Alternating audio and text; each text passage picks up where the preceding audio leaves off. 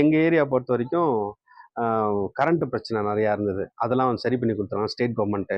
பெண்களுக்கு சுய உரிமை தொகை 1000 கொடுத்துருக்காருங்க. இல்லம் தேடி கல்வி கொடுத்துருக்காருங்க. அப்புறம் வந்து பார்த்தீங்கன்னா ஸ்கூலில் காலை சிற்றுண்டி உணவு கொடுத்துருக்காருங்க. வின் பண்ண இடத்துல மட்டும் சில விஷயங்களை செய்யல மக்களுக்காக, விவசாய மக்களுக்காக. வின் பண்ணாத இடத்துலலாம் கூட வந்து பார்த்தீங்கன்னா டிராக்டர் கொடுத்துருக்காரு. 7 ஊருக்கு 7 டிராக்டர் கொடுத்துருக்காரு வந்து பார்த்தீங்கன்னா.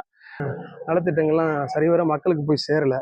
அந்த ஒரு அதிருப்தியில் மக்கள் இருக்காங்க. அது மட்டும் இல்லாமல் இப்போ இது எடுத்து பார்த்தோமோ அவங்க எந்த விதமான சப்போர்ட்டும் பண்ணல.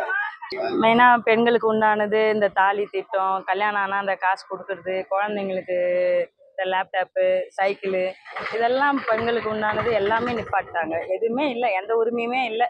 இது வரைக்கும் வந்து யாருமே வந்து எதுவும் நல்லது செய்யலை. ரொம்ப இதுவாக இருக்குது, கஷ்டமாக, மக்கள்லாம் ரொம்ப அவசப்படுது. ஆனால் இப்போ விழுப்புரம் நாடாளுமன்ற தொகுதியில் இப்போ அந்த எம்பிஎஸ் நடக்குது, அது வந்து அதிமுக, திமுக நிறைய பேர் வந்து களமிறங்கி இருக்காங்க. ஸோ நம்ம விழுப்புரம் நாடாளுமன்ற தொகுதியில் யாருக்கு வெற்றி வாய்ப்பு அதிகமாக இருக்குன்னு நினைக்கிறீங்க? யார் வந்தால் நல்லா இருக்குன்னு? எங்கள் தொகுதியை பொறுத்த வரைக்கும் பானை சின்னத்தில் நிற்கிறாரு. டிபிஐலேருந்து பானை சின்னத்தில் நிற்கிறாரு. டிஎம்கே அலைன்ஸ்ன்றதுனால எங்கள் ஏரியா ஃபுல்லாகவே வந்து பானை சின்னத்துக்கு தான் ஓட்டு போடுவோம். எதனால்? எங்கள் ஏரியா பொறுத்த வரைக்கும் கரண்ட் பிரச்சனை நிறையா இருந்தது. அதெல்லாம் வந்து சரி பண்ணி கொடுத்துருவாங்க ஸ்டேட் கவர்மெண்ட்டு. இப்போ நாங்கள் வந்து பானை அலைன்ஸுன்றதுனால, திமுக வந்து அலைன்ஸுன்றதுனால எங்களுடைய ஓட்டெல்லாம் வந்து மேக்சிமம் வந்து எங்கள் ஏரியா, நாங்கன்னு இல்லை, எங்கள் ஏரியா ஃபுல்லாகவே அப்படி தான் இருக்குது. பானைக்கு தான் ஓட்டு போடுவாங்க. அது இல்லாமல் ஸ்டேட் கவர்மெண்ட் இன்னும் நிறையா திட்டம் நிறையா சொல்லியிருந்தாங்க. சொன்னதையும் செஞ்சு முடிச்சிருக்கிறாங்க. உதாரணத்துக்கு வீடு தேடி கல்வி இருக்குது. பெண்களுக்கு வந்து 1000 ரூபாய், அது சும்மா விஷயம் கிடையாது. 1000 ரூபாய் யார் கொடுப்பா? இதுக்கு முன்னாடி வந்து எவ்வளோ பேர் வந்தாங்க, அவங்களாம் யாரும் கொடுக்கலையே, இவர் தானே கொடுத்தாரு. இப்போ லேடிஸ் ஓட்டுலாம் எங்கள் ஊர்லலாம் பார்த்தோன்னா இன்னும் அதை பற்றி தான் பெருசாக பேசிகிட்டு இருக்காங்க. இன்னும் நிறைய திட்டம் இருக்குது. இப்போ விவசாயிகளுக்கு 1,50,000 பேருக்கு வந்து இலவச கரண்ட் கொடுத்துருக்குறாங்க.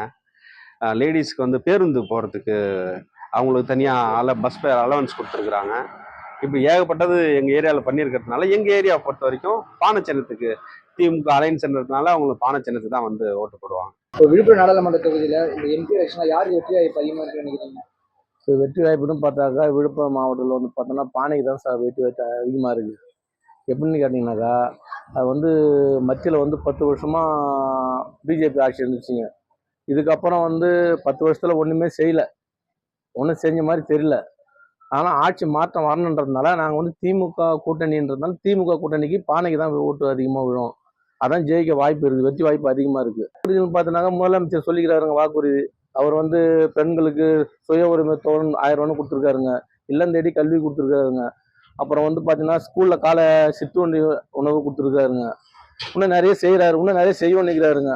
அதனால் கண்டிப்பாக வந்து ஸ்டேட்டில் வந்து இப்போ முதலமைச்சர் போது இப்போ இதே மாதிரி தானே இப்போ அவர் பண்ணி ஜெயிச்சாருனாக்கா சென்ட்ரல்லையும் உங்களுக்கு அந்த வாய்ப்பு உண்டு. இவர் அந்த அளவுக்கு செய்வார். ஆட்சி மாற்றம் வந்தால் கண்டிப்பாக அவர் செய்யறதுக்கு இவர் ஏற்பாடு பண்ணுவார். அதனால் வந்து நாங்கள் விரும்புறது எல்லாமே பொதுவாக பார்த்தாலே வந்து இங்கே திமுக கூட்டணி தான் ஜெயிக்கிற வாய்ப்பு அதிகமாக இருக்குது. சார், இப்போ விழுப்புரம் அந்த ஆரணி தொகுதியில் வந்துட்டு நாடாளுமன்ற தேர்தல் வேட்பாளர் வந்து பலரும் களமிறங்கி இருக்காங்க. அதிமுக, திமுக, அப்போ நிறைய பேர் வந்து களமிறங்கி இருக்காங்க. ஸோ நம்ம தொகுதியில் வந்துட்டு எந்த வேட்பாளர் வந்துட்டு வெற்றி பெறுவார்னு நினைக்கிறீங்க? யாருக்கு அதிக வெற்றி வாய்ப்பு இருக்கு? யார் அந்த முன்னிலையில் இருக்காங்கன்னு நினைக்கிறீங்க? நம்ம தொகுதியில் வந்து பார்த்தீங்கன்னா நாங்கள் மோஸ்ட்லி சப்போர்ட் பண்ணுறது இஎன்எஸ் மக்கள் சேவை இயக்கம் தலைவரான இஎன்எஸ் சேகரன் நாங்கள் எதிர்பார்க்குறோம். அதிக ஓட்டு வாங்குவார், வெற்றி பெறுவார் நினைக்கிறோம். அவர் சுயேட்சையாக நின்னாலும் அவர் பக்கம் நிறைய இளைஞர்கள் எல்லாருமே இப்போ அவர் அதிகமாக ஃபாலோ பண்ணுறது பார்த்தீங்கன்னா சோஷியல் மீடியாவிலும் சரி தான், வந்து பார்த்தீங்கன்னா எடுத்து பார்த்தீங்கன்னாலும் சரி தான், இன்ஸ்டாகிராம் எல்லாத்துலேயும் வந்து பார்த்தீங்கன்னா ஃபாலோ பண்ணுறது இஎன்எஸ் சேகரனை ஃபாலோ பண்ணுறாங்க. ஸோ நாங்களும் அவர் தான் ஃபாலோ பண்ணி ஓட்டு போடலாம் அப்படின்ற ஒரு ஐடியாவில் இருக்கிறோம். ஆக்சுவலாக இதுக்கு முக்கியமான காரணம் என்னன்னு பார்த்தீங்கன்னா, அவர் வின் பண்ண இடத்துல மட்டும் சில விஷயங்களை செய்யல மக்களுக்காக, விவசாய மக்களுக்காக. வின் பண்ணாத இடத்துலலாம் கூட வந்து பார்த்தீங்கன்னா டிராக்டர் கொடுத்துருக்காரு. 7 ஊருக்கு 7 டிராக்டர் கொடுத்துருக்காரு வந்து பார்த்தீங்கன்னா.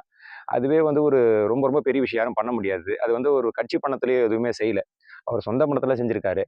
இப்போ எக்ஸாம்பிள் இன்னொரு முக்கியமான விஷயம் பார்த்தீங்கன்னா, அண்டப்பட்டுக்கு பாலம் கட்டி கொடுத்துருக்காரு. இது 12 லட்சம் சம்திங் ஊர் ஃபுல்லாக போஸ்ட்டில் நாங்கள் பார்த்தோம். இது ஒரு பெரிய இன்ஸ்பைர்டு. நான் என்ன சொல்ல வரேன்னா, இது எல்லாமே வந்து பார்த்தீங்கன்னா அவரோட சொந்த பணத்தில் செஞ்சது. ஒருவேளை அவர் வின் பண்ணிட்டாரு, ஒரு கட்சி சுயேட்சையாக வந்துட்டாருன்னா, அப்போ ஒரு பதவியில் வரும்போது என்ன செய்வேன்றது ஒரு எக்ஸைட்டான விஷயம் தான். ஸோ கண்டிப்பாக வந்து பார்த்தீங்கன்னா இளைஞர்கள் எல்லாருமே இப்போ அவர் பின்னாடி அவர் ஃபாலோ பண்ணி போயிட்டு இருக்காங்க. ஸோ இப்போ திண்டிவனம் தொகுதியில் அப்படின்னா சிம்பிளாக பார்த்தீங்கன்னா ஒரு சர்வதேச அளவிலான சதுரங்க போட்டியெல்லாம் நடத்தி கொடுத்தாரு. நாங்கள் அதுக்கெல்லாம் போயிருந்தோம். கிராண்ட் மாஸ்டர்லாம் வந்து விளையாடினாங்க. ஆக்சுவலாக அது வந்து பார்த்தீங்கன்னா ஒரு சென்னையில், கேரளாவில், ஒரு அவுட் சைடில் நடக்கிற டோர்னமெண்ட்டில் வந்து பார்த்தீங்கன்னா எங்கள் லோக்கலில் நடந்துச்சு. ஸோ இது மாதிரி ஒரு விஷயங்கள், விளையாட்டு போட்டி அதிகமாக உற்சாகப்படுத்துறாரு, கிரிக்கெட் போட்டி உற்சாகப்படுத்துறாரு. ஸோ அண்ணா வந்தால் நல்லா இருக்குன்றது தான் எங்களோட முக்கியமான ஒரு ஒப்பீனியன். ஸோ ஒரே ஒரு விஷயம் நிச்சயம், மக்களுக்கு செய்கிறத அதுக்கு அடுத்த விஷயம், மக்களுக்கு செய்கிறதுக்கு அடுத்த விஷயம் என்னன்னு கேட்டிங்கன்னா, ஊழல் இல்லாத ஆட்சி கண்டிப்பாக நடக்கும். ஏன்னா ஒரு சொந்த பணத்தில் எல்லாமே செய்கிறன்னும் போது ஊழல் இல்லாத ஆட்சி கண்டிப்பாக அமையுன்றதை நாங்கள் எதிர்பார்க்குறோம். ஈனசனை சப்போர்ட் பண்ணுறோம், ரம்பன் சின்னத்தை சப்போர்ட் பண்ணுறோம். விழுப்புரம் வெற்றி வாய்ப்பு யாருக்கு அதிகமாக இருக்கு? ஸோ முதல்ல எல்லாருக்கும் வணக்கம் சொல்லிக்கிறேன். ஸோ நாம இருக்கிற இந்த விழுப்புரம் தொகுதியில் பாராளுமன்ற தேர்தலில் இப்போ நம்ம கட்சியினுடைய இதெல்லாம் பார்த்துட்டு இருக்கோம். ஸோ என்ன விஷயம்னா, போன ஏடிஎம்கே ஆட்சியினுடைய நலத்திட்டங்கள்லாம் இந்த ஆட்சியில் நம்ம சொல்லி நம்ம பண்ணிட்டு இருக்கோம். அது மட்டும் இல்லாமல் போன ஆட்சியில் நடைபெறுகின்ற திமுக ஆட்சியில் இப்போ நலத்திட்டங்கள்லாம் சரிவர மக்களுக்கு போய் சேரலை. அந்த ஒரு அதிருப்தியில் மக்கள் இருக்காங்க. அது மட்டும் இல்லாமல் இப்போ இதையும் எடுத்து பார்த்தோமா, அவங்க எந்த விதமான சப்போர்ட்டும் பண்ணல. ஸோ இதன் காரணமாக மக்களுடைய ஒட்டுமொத்த பின்னடைவும் எல்லாம் எது பார்க்க போகுதுன்னா, இதுக்கு அடுத்து மாற்று ஒரு கட்சியாக நம்மளுடைய ஏடிஎம்கே தான் பாய்ந்திருக்கோம்.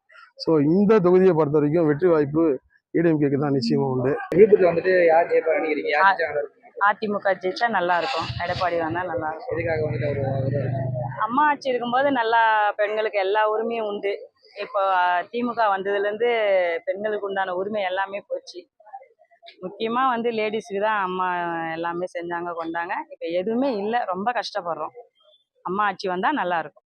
மெயினாக பெண்களுக்கு உண்டானது இந்த தாலி திட்டம், கல்யாணம் ஆனால் அந்த காசு கொடுக்கறது, குழந்தைங்களுக்கு இந்த லேப்டாப்பு, சைக்கிளு, இதெல்லாம் பெண்களுக்கு உண்டானது எல்லாமே நிப்பாட்டாங்க. எதுவுமே இல்லை, எந்த உரிமையுமே இல்லை. சும்மா இதை செய்கிறேன் அதை செய்கிறேன்னு திமுக ஆட்சி சொல்கிறாங்க. இதுவரை எதுவுமே செஞ்சதில்லை. ஆட்சியில் வந்து எல்லாமே நிப்பாட்டுனது. விலைவாசிலாம் எல்லாமே உயர்வாயிட்டு. விழுப்புரத்துல இருந்து யார் ஜெயிப்பாங்க நினைக்கிறீங்க? எடப்பாடி ஏன் அவர் ஜெயிக்கணும்னு நினைக்கிறீங்க? ஜெயிச்சாருன்னா அவர் நல்லது செய்வாருங்க. இது வரைக்கும் வந்து யாருமே வந்து எதுவும் நல்லது செய்யலை.